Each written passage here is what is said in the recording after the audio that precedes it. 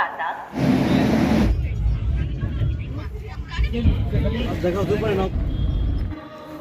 आठ मदार जंक्शन কলকাতা।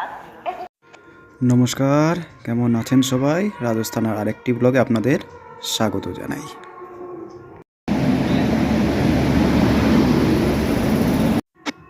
আজ 13ই জানুয়ারি 2026 মঙ্গলবার সকাল এখন 6:45 মতো বাজে। আমরা রওনা দিলাম রাজস্থানের বাড়ির থেকে কৃষ্ণনগরের বাড়ির উদ্দেশ্যে। আর এই ট্রেনটা হলো 19608 মাদার কলকাতা এক্সপ্রেস। আমরা বরাবরই এই ট্রেনটাতেই যাতায়াত করি। এই ট্রেনটায় যাতায়াত করলে আমাদের সুবিধা হয়। এই ট্রেনটা বারান স্টেশন থেকে 7:45 সময় ছাড়ে, আর বারান স্টেশন থেকে আমাদের ঘর মাত্র 4 কিলোমিটার। তাই এই ট্রেনটাতেই আমাদের যাতায়াত করতে সুবিধা হয় বেশি। আগের ব্লগে আমি বলেছিলাম রাজস্থানে মোট 3টি নদী, তার মধ্যে একটি নদী পার্বতী। এই হলো সেই পার্বতী নদী। এই নদীর এক পাশে হলো রাজস্থান আর অন্য পাশে হলো মধ্যপ্রদেশ। এই আমরা এখন মধ্যপ্রদেশের মধ্যে প্রবেশ করে গেলাম। আমাদের এখন খাওয়া দাওয়া চলছে ট্রেনের মধ্যে। দুপুরের লাঞ্চ এখন আমরা করছি। লাঞ্চে ছিল হোমমেড বাঁধাকপির পরোটা আর কিষান সস। এখন আমরা যাচ্ছি নিউ কাটনি স্টেশনের পাশ দিয়ে। আর এই যে পাশে ব্রিজগুলো দেখছেন, এগুলো বন্দে ভারত ট্রেন চালানোর জন্য আগের থেকেই তৈরি করে রাখা হচ্ছে। 2 বছর হলো কাজ চলছে, এখনও কাজের কিছুটা বাকি আছে মনে হচ্ছে। দেখা যাক কবে শেষ হয় আর কবে বন্দে ভারত চলে এই রাস্তায়। সন্ধ্যে এখন 8টা মতো বাজে। আমাদের ট্রেন এসে দাঁড়ালো বিহর স্টেশন। এটা মধ্যপ্রদেশের মধ্যে পড়ে। বাইরে ভীষণ ঠান্ডা। আমরা এসির মধ্যে আছি, তাই ঠিক বোঝা যাচ্ছে না ঠান্ডা কেমন। ঠান্ডার জন্য দেখুন প্ল্যাটফর্মে একটাও লোক নেই।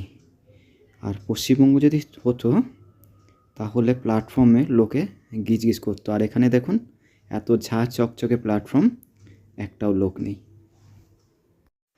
বরাবরই আমার জানলার ধারের সিটটা পছন্দ। এবার জানলার ধারের সিটটাই পেয়েছি, তাই বাইরের দৃশ্য দেখতে দেখতে চলুন বাড়ির দিকে এগিয়ে চলা যাক। সকাল এখন 9:30 মতো বাজে। আমরা এসে পৌঁছালাম এখন কাসরাতগঞ্জ স্টেশনে। এটা ঝাড়খণ্ডের মধ্যে পড়ে। আর দূরে যে ঢিপিগুলোর মতো দেখছেন, ওগুলো ঢিপি নেই, ওগুলো হলো কয়লার ঢিপি সব। এখানে কোল মাইনিং হয়। আমরা এখন এসে পৌঁছালাম কুমারটুলি স্টেশনে। এটা ঝাড়খণ্ড রাজ্যের লাস্ট স্টেশন। এখানে ট্রেনের স্টপেজ নেই, তাই ট্রেন এখানে দাঁড়ায়নি, আপন গতিতে এগিয়ে চলছে। আর এই ট্রেনের এভারেজ স্পিড হলো 110 থেকে 125 কিলোমিটার পার আওয়ার।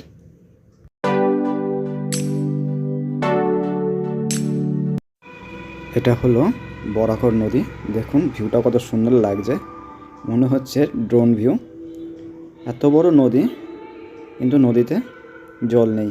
আর এখান থেকেই আমরা যে বাড়িঘর তৈরি করি সেই বালি তোলা হয়। আর পাশে আরেকটা নতুন ব্রিজের কাজ হচ্ছে। দেখুন দৃশ্যটা কত সুন্দর লাগছে দেখতে। এই বরাকর নদীর এক পাশে হলো ঝাড়খণ্ড আর এক পাশে হলো আমাদের পশ্চিমবঙ্গ। আমরা এখন বর্ধমান পৌঁছে গেছি। আমার একটা দাদার ছেলে এসছে গাড়ি নিয়ে, তাই আমরা সেই গাড়িতে করে এখন বাড়ির দিকে রওনা দিই।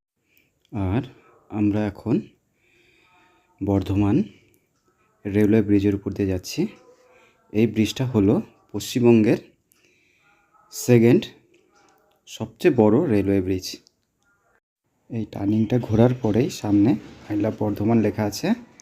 আর এই ব্রিজটা ঠিক বর্ধমান স্টেশনের ওপর দিয়েই যাচ্ছে। আর সামনে এই দেখুন ব্রিজ। আমরা বাড়ির গায়ে কাছাকাছি চলে এসেছি। এই হলো আমাদের নবদ্বীপ গৌরাঙ্গ সেতু। এই ব্রিজটা কাজের জন্য 45 দিন বন্ধ ছিল। আবার জানুয়ারি মাসের 1 তারিখ থেকে সব রকম যানবাহন চলার জন্য খুলে দেওয়া হয়েছে। পাশে একটা শিব ঠাকুর আছে 52 ফুটের, ঠিক আপনাদের দেখাতে পারছি না। আর ওই দিকে নতুন রেলওয়ে ব্রিজ কাজ হচ্ছে, যা কৃষ্ণনগরের সাথে নবদ্বীপ ধাম রেল স্টেশনের সাথে যুক্ত হবে।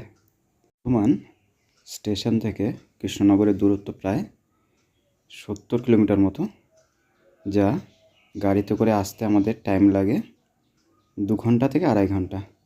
আর আমার এক ভাইপো এসেছিল গাড়ি নিয়ে। ভাইপো কিন্তু খুব ভালো গাড়ি চালাচ্ছে, দেখুন ও 50-60 আর খুব বেশি হলে 70, এর বেশি কিন্তু গাড়ি চালাচ্ছে না।